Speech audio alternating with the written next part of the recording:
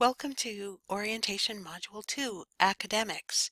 This module will take between 5 to 10 minutes to complete and is followed by a short quiz.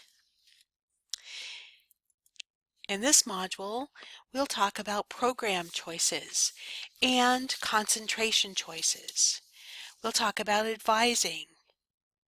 We'll talk about the plan of study. We'll talk about core courses that are required for everyone in the master's program.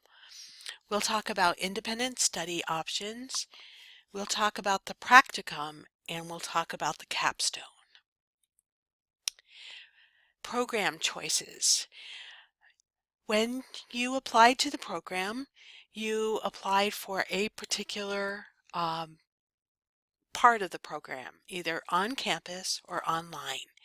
If you attend the on-campus program, or sometimes called the main campus program, you attend UNCG campus classes.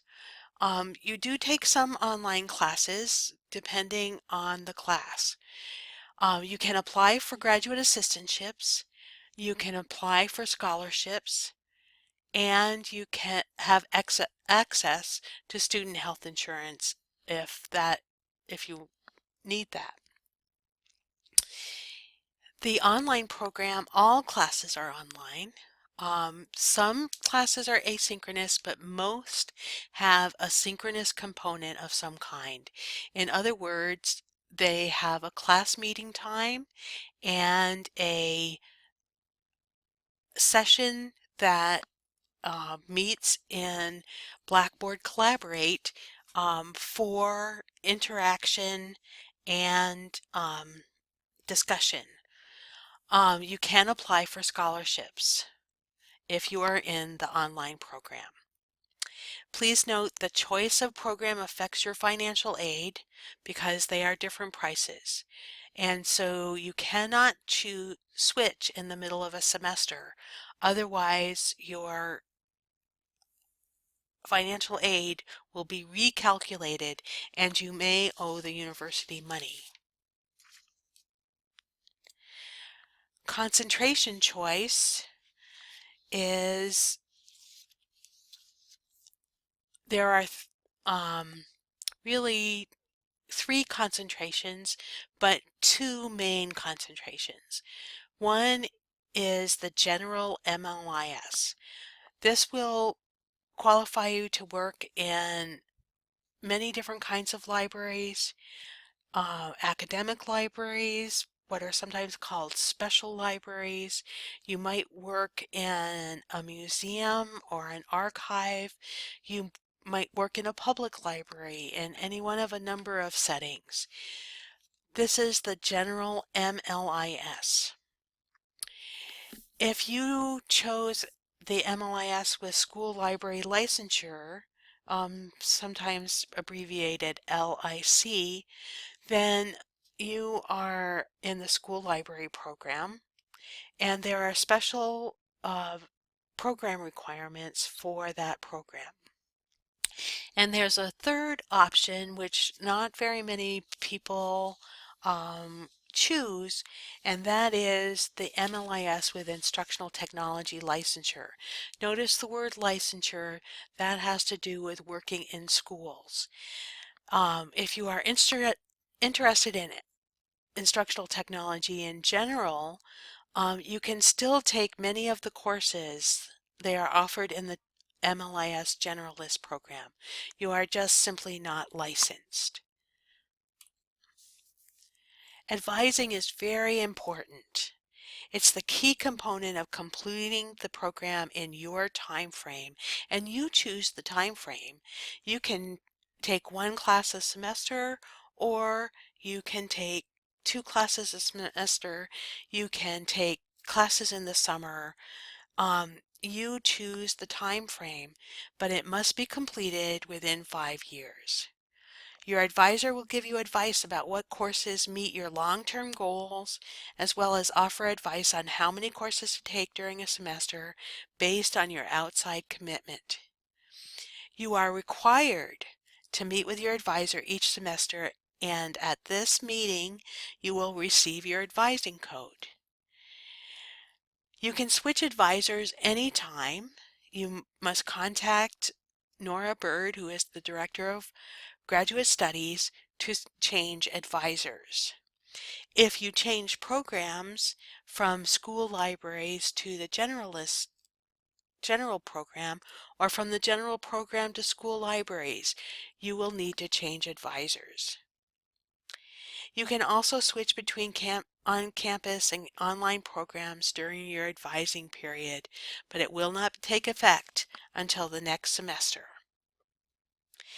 Your advisor can also help you switch between the school library and general MLIS, as I said, and there's often an advising bulletin.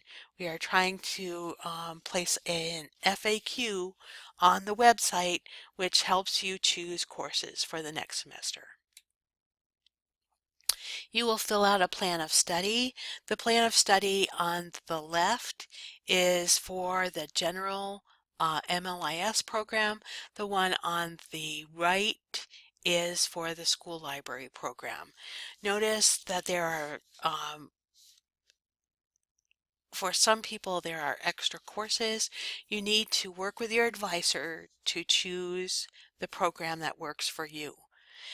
Notice that in each case, the total number of hours for the master's program is 36 hours.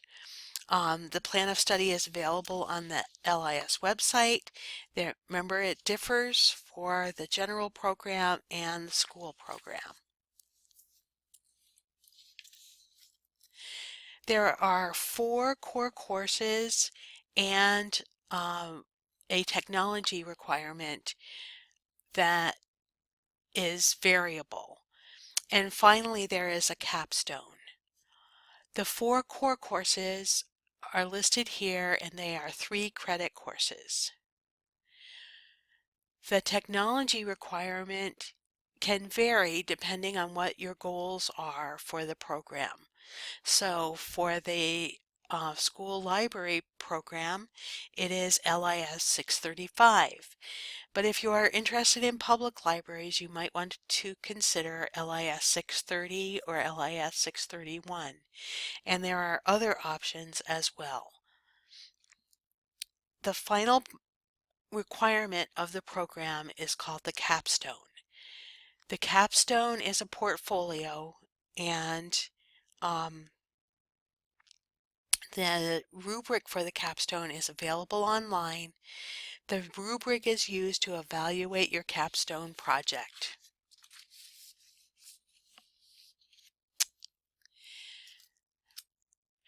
You have many options to customize your experience in the program, including taking independent studies and doing practicums.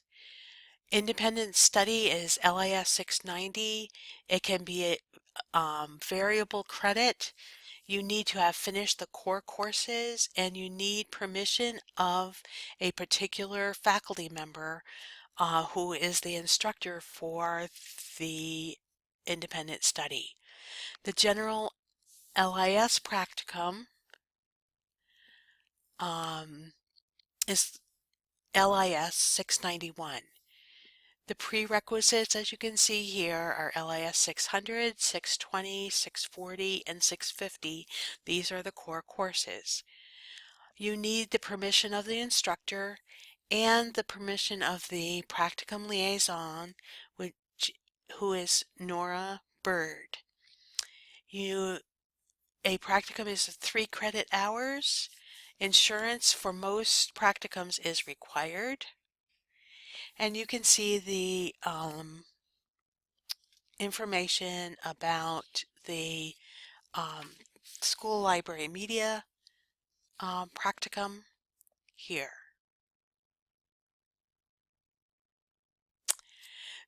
As I said, the capstone is the last class that you will take in the program, or concurrent with your very last semester.